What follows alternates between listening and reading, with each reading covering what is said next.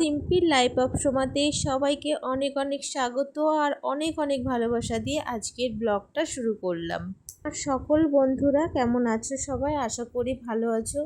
ঘুম থেকে উঠেই চলে এসেছি আগে রান্নাঘরে, কারণ সকালবেলা রান্নাবান্নাগুলো সেরে নিতে হবে, তারপরে কিন্তু বাকি কাজগুলো করব। রান্নাটা করা থাকলে বাকি কাজগুলো করতে আর অসুবিধা হয় না। সেই কাজগুলো করতেও যদি 2-3 ঘন্টা লাগে তাহলেও কিন্তু কোনো অসুবিধা নেই। ভাতটা আমি নামিয়ে দিয়েছি আর এখন চিংড়িটা ভাজছি। আজকে করব চাল কুমড়ো দিয়ে চিংড়ি মাছ দিয়ে ভাজা। এটা কিন্তু খেতে দারুণ লাগে, আমার তো ভীষণই ভালো লাগে। আগে একদিন বানিয়েছিলাম, তো আজকেও চাল কুমড়ো ছিল, তাই বাজার থেকে চিংড়ি মাছটা নিয়ে আসলো আর চাল কুমড়ো দিয়ে বানাবো বলে। এদিকে কয়েক পিস ইলিশ মাছ ছিল, আগের দিন রান্না করেছিলাম, মানে ভাপা করেছিলাম, আর আজকে কয়েক পিস ছিল, তাই আজকে একটুখানি বেগুন দিয়ে ইলিশ মাছের ঝোল বানাবো। অনেক দিন যাবত হয়েছে বেগুন আলু দিয়ে ইলিশ মাছের ঝোলই খাওয়া হয়নি। যতবার ইলিশ মাছ আনা হয়েছে ততবারই ইলিশ মাছের মানে কাঁচা ইলিশটা খাওয়া হয়েছে, ভাপা বানিয়েছি, কিন্তু সবজি দিয়ে এখনও পর্যন্ত কিন্তু বানাইনি। যাই হোক, আমার রান্নাবান্না কমপ্লিট করে আমি চলে এসেছি এখন ঠাকুরের বাসন মাজতে। আর আজ কিন্তু ওয়েদারটা একটু ভালো আছে, তার জন্য কিন্তু সব কাজগুলো সেরে নেব। আজ কিন্তু বৃহস্পতিবার, আর বৃহস্পতিবার মানেই কিন্তু ঠাকুর ঘরের অনেক বাসন কিন্তু হয়ে যায়। প্রতিদিন কিন্তু আর এত বাসন হয় না, কিন্তু বৃহস্পতিবার আসলেই সব কিছু মাজতে হয়। ঘর থেকে শুরু করে ধূপধানি প্রদীপ সব কিছু মাজি। আগে আমরা ঘরের পিছনে মাজতাম, এত মশা, এর জন্য এখন এখানে বসে মাজি। আর এখানে এখন সুবিধা হয়েছে, এখানে বসে মাজলে বেশ বালতি করে জল নিয়ে এসে ধুয়ে নিই, তাতে কিন্তু আর প্রবলেম হয় না। এদিকেও কিশও কিন্তু বাজার করে নিয়ে চলে এসেছে, আর এদিকে আমার বাসনও মাজা হয়নি। বাসন মাজার পরেও কিন্তু আমার অনেক কাজ আছে, আর সেই কাজগুলো আজকে একটু একটু করে সারবো। অনেক দিন হয়ে গেছে জানো, ছাদটা পরিষ্কার করা হয়নি, তো ভাবছি আজকে ছাদটাও পরিষ্কার করে নেব। তো তার সঙ্গে দেখো, এই ওভেনটা আমি বের করেছি, কাঠের তলায় ছিল। এই ওভেনটা একটু মুছে নিলাম, সাবান জল দিয়ে পরিষ্কার করে নিয়েছি। নেওয়ার পরে তারপরে একটু শুকনো কাপড় দিয়ে এটা ওভেনটা মুছে নিলাম। এটা ঢেকে ঢুকে কিন্তু আবার খাটের তলায় রেখে দেব, কারণ এটা এখন কিন্তু আমাদের আর লাগবে না। এবার কখনো যদি দরকার হয় তখন হয়তো লাগবে। তো এখন সুন্দর করে মুছে একটা বাদ দেওয়া নাইটি দিয়ে ভাবছি এটা ঢেকে ঢুকে রেখে দেবো।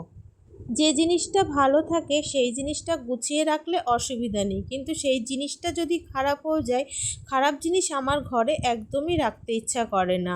কারণ আমি শুনেছি যে খারাপ জিনিস যদি ঘরে রাখো তাহলে সংসারের লক্ষ্মী কখনো আসে না। মানে যতই তুমি রোজগার করো না কেন, পয়সা কখনোই তোমার পকেটে থাকবে না, কোনো না কোনোভাবে খরচা হয়ে যাবে। তাই আমি সবসময় ভাবি যে যত ঘরে খারাপ জিনিস আছে সেইগুলো আমি আগে ঘর থেকে ফেলবো।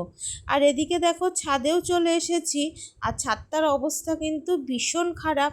একদিনে তো আর সবটা পরিষ্কার করতে পারবো না, তাই ছাদের এক সাইডটা একটু পরিষ্কার করে নেব।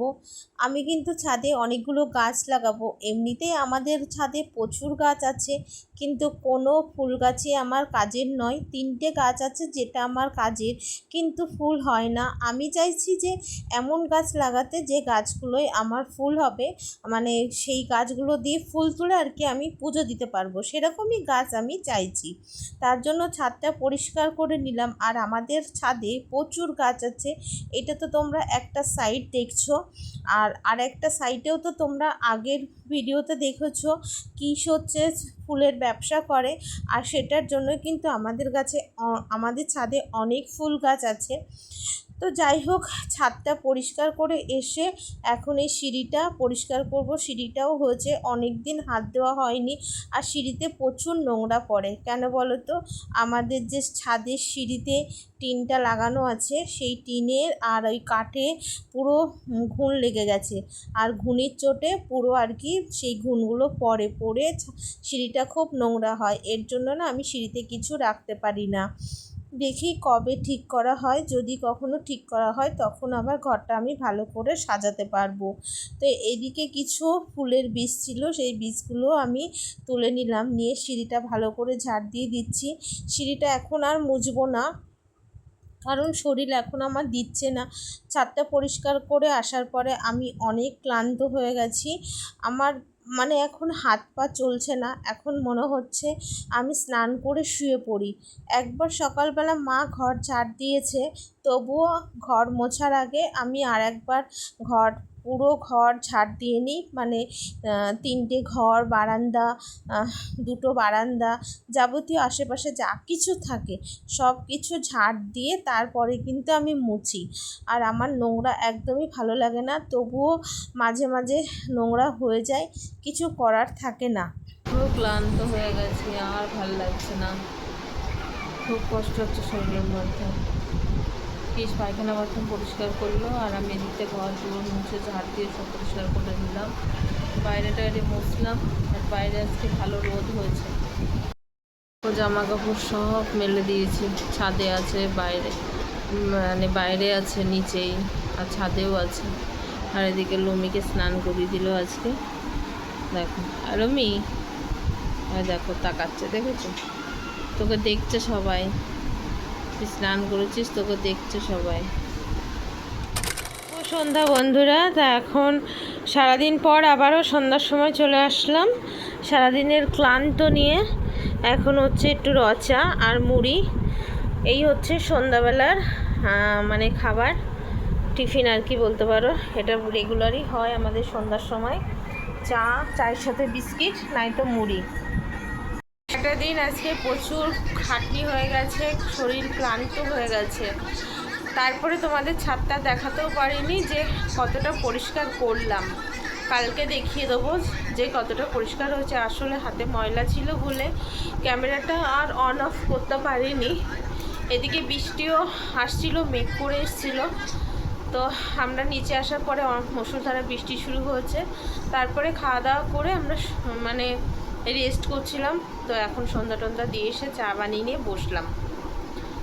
তো চলো সন্ধ্যার সময় এখন চাটা খেয়ে নিই, চাটা খেয়ে নিই, ঠিক আছে? তাহলে আবার একটু পরে আসছি। তো বন্ধুরা, সন্ধ্যার সময় চা খেয়ে সেই থেকে গড়লা দিচ্ছি, মানে বিছানায় গড়াগড়ি দিচ্ছি। তো ভাবলাম চলো ব্লগটা শেষ করি, কারণ আজকে অনেক পরিশ্রম হয়েছে আর খুব কষ্ট হচ্ছে, এর জন্য শরীরটা একদমই ভালো লাগছে না।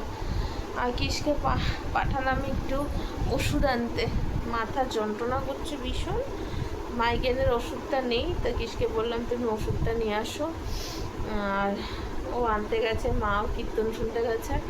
এখন আমি ঘরে একা, আর ভাবলাম রিলস বানাবো। কারেন্ট 14বার যাচ্ছে আর আসছে, এখন এই কারেন্টটা আসলো বলে এর জন্য আবার চালু করলাম। ভাবলাম যে শেষ করে নিই ব্লগটা। জামা কাপড় আছে, দেখো জামা কাপড় ভাঁজ করতে হবে। তো আজকে আমার শরীর একদমই চলছে না। ওষুধপত্র খেয়ে যদি রাত্রিবেলা ঘুমাই তাহলে হয়তো শরীরটা ভালো লাগবে, কারণ প্রচুর খাটনি, কটা দিন ধরে তো শরীর খুবই খারাপ।